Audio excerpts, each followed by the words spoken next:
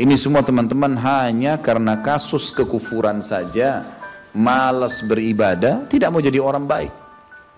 Hanya itu sederhananya. Lalu kenapa teman-teman? Apapun was-was syaitan yang mengatakan orang beriman itu susah, itu bohong semuanya. Demi Allah orang beriman itu bahagia, tenang, bisa mendapatkan semua dunia. Allah janjikan, tidak mungkin salah. Kita melihat orang-orang yang tinggal di Timur Tengah, Allah berikan kekayaan. Banyak orang di Indonesia juga, orang di Asia Tenggara yang memang beriman sama Allah banyak. Saya berjalan dengan orang-orang yang pergi umroh, pergi haji, banyak orang mampu. Banyak orang mampu dan mereka hidup bahagia, bisa. Ya. Jadi bukan berarti kalau kita lagi sulit kemudian kita menganggap oh ini berarti saya disiksa sama Allah atau memang hukuman. Tidak.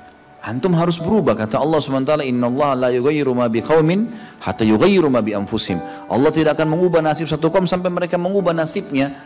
Maksud daripada ayat ini adalah, kata sebagian ulama, kalau seseorang muslim dia memohon, merengek, mengadu sama Tuhannya dan meminta apapun sampai dia minta menjadi seorang raja dunia, akan dikabulkan oleh Allah asal dia mau mengubah dirinya. Lalu Allah akan bukakan kepadanya peluang-peluang untuk mencapai apa yang sedang dia minta itu. Dan Allah sebaliknya akan mencukupkan kebutuhan seorang hamba kalau dia mengatakan cukuplah saya begini.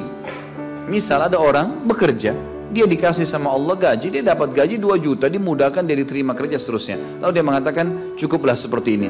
Keluarga saya biayai 1,5 juta sudah cukup, alhamdulillah. Udah, nggak masalah. Allah cukupkan dia dengan itu. Tapi kalau ada orang tamak dengan rahmat Allah, enggak, saya mau begini, saya mau begitu, saya mau berusaha, lalu merengek minta kepada Allah, Allah akan kasih, tapi prosesnya ada. Karena kita di dunia ada proses. Makanya Umar bin Abdul Aziz rahimahullah mengatakan, sungguh saya ini memiliki pribadi yang tumuh. Tumuh itu orang yang selalu antusias mendapatkan yang terbaik. Beliau waktu jadi masyarakat biasa, beliau minta kepada Allah agar menjadi gubernur Madinah. Dan beliau mengatakan terus saya menggencot doa itu setiap malam sampai Allah kabulkan saya jadi gubernur Madinah. Gitu kan. Kemudian setelah itu saya memiliki antusias yang lebih besar untuk menjadi khalifah dan terus saya berdoa sampai Allah nobatkan jadi khalifah. Padahal Umar bin Abdul Aziz tidak bisa jadi khalifah pada saat itu kalau sesuai dengan jalur keturunan. Semestinya ada orang lain, dia memang keturunan Bani Umayyah, tapi bukan dia semestinya pada saat itu menggantikan khalifah. Tapi subhanallah sebelum meninggal khalifah sebelumnya menulis surat bahwasanya yang datang setelah saya adalah Umar bin Abdul Aziz, padahal bukan dia. Makanya setelah Umar bin Abdul Aziz meninggal kembali kepada keturunan raja yang pertama. Tapi Allah selipkan dia menjadi khalifah di situ. Dan dia mengatakan saya mendapatkan semua apa yang saya inginkan dengan tumuh saya, dengan antusias saya yang besar, dan saya mohon kepada Tuhan saya sampai Allah kasih. Jadi Allah kasih teman-teman sekalian. Tapi bagaimana kedekatan antum kepada Allah subhanahu wa ta'ala? Bagaimana kita merengeknya dengan Allah? Bagaimana kita memohonnya dengan Allah? Tidak ada yang mustahil. Coba terus minta sampai Allah kasih. Karena setiap seseorang hamba mengucapkan Rabbana atau Allahumma, atau kita mengatakan dalam maksudnya ya Allah, wahai Tuhanku. Begitu kita mulai memohon, itu sudah ada garis startnya ucapan kita.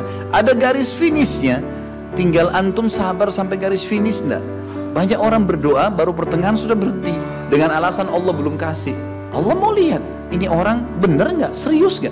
Sama rasionalnya gini, kalau kita kuliah, begitu kita sudah daftar kuliah, sudah ada kan prediksi kita 4 tahun tamat S1 kan? Oh iya, semester 1, semester 2, semester 3, sampai semester 8 misalnya. Ini yang saya tahu pada saat kami S1 di Madinah begitu ya.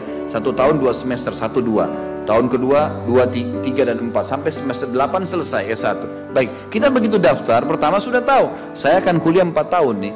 Kalau saya lulus selama 4 tahun saya akan lulus menjadi S1. Kita sudah tahu kan. Kalau ada orang baru tingkat 2 sudah berhenti kuliah, dia sendiri berhenti. Itu sama rasionalnya orang kalau berdoa tuh. Kalau merengek sama Allah, sabar sampai titik klimaksnya, kita akan dapat ijazahnya, kita akan dapat apa yang kita inginkan, gitu kan? Tapi kalau orang terburu-buru, tergesa-gesa, dia tidak dapat. Jadi selalu tamak terhadap rahmat Allah. Dan itu bagian daripada ibadah. Allah SWT menyuruh kita tamak dengan rahmatnya. Ya. Kita disuruh berdoa dengan khaufan wa tama'a. Khauf, takut dengan azabnya Allah, jangan masuk neraka, dan tamak terhadap rahmat Allah. Minta terus agar Allah Subhanahu wa ta'ala memberikan kepada kita rahmat yang luas, ditambah, diberikan karunia. Antusias teman-teman sekalian. Orang mukmin itu selalu optimis. Tidak ada kata-kata pesimis, tidak ada kata-kata putus asa, nggak ada kata-kata dendam. Berlalu, qaddarallah ma syaa fa'al. Allah sudah takdirkan dan sudah terjadi. Kata Nabi SAW, kalau terjadi sesuatu pada kalian, katakan Allah sudah takdirkan, sudah terjadi. Buka lembaran baru, jalan sekarang, gitu kan? Sampai kata Nabi SAW yang memotivasi kita, kalau di tangan seseorang di antara kalian sebuah bibit, dan dia tahu, bibit pohon, dan dia tahu besok kiamat, tetap dia tancapkan. Tetap dia tancapkan. Sebagian ulama salaf dulu, mereka menanam pohon-pohon teman-teman sekalian, pohon-pohon yang umurnya lama, seperti kelapa, ya. Tapi di sana mungkin mereka menanam pada saat itu kurma. Kurma lama tumbuhnya, gitu kan? Mereka tanam. Sampai pada saat itu ada beberapa sahabat menanam pohon-pohon kurma yang masih kecil. Mereka di umur pada saat itu sampai alis mereka sudah putih dan turun menutupi matanya, saking tuanya, 80-90 tahun. Ditanya oleh murid-muridnya, kenapa anda masih menanam seperti ini, di umur seperti ini, gitu kan? Kata dia, Allah akan memberikan saya pahala di setiap gerak-gerik saya, termasuk ini. Bagaimana dia antusiasnya? Artinya ada hadis Nabi mengatakan tidak ada seseorang yang menanamkan sebuah pohon kecuali kemudian ada burung yang hinggap di situ, atau manusia ya yang hinggap bernaung, atau mungkin hewan-hewan, ulat atau apa saja yang memakan daunnya atau buahnya, kecuali jadi pahala buat dia. Jadi selalu ada motivasi untuk menjadi orang yang terbaik, ya. Makanya juga dalam masalah surga begitu. Kata Nabi SAW, kalau kalian minta surga Firdaus, surga yang tertinggi. Jangan bilang amal saya nggak cukup, enggak. Tamak dengan rahmat Allah, minta yang terbaik teman-teman sekalian. Kita tidak akan berubah kecuali Allah tidak akan berubah kecuali kita berubah dulu. Kita yang mengubah menjadi lebih baik. Ya, ini poin yang harus digarisbawahi. Ini sebuah kaidah hidup, ya.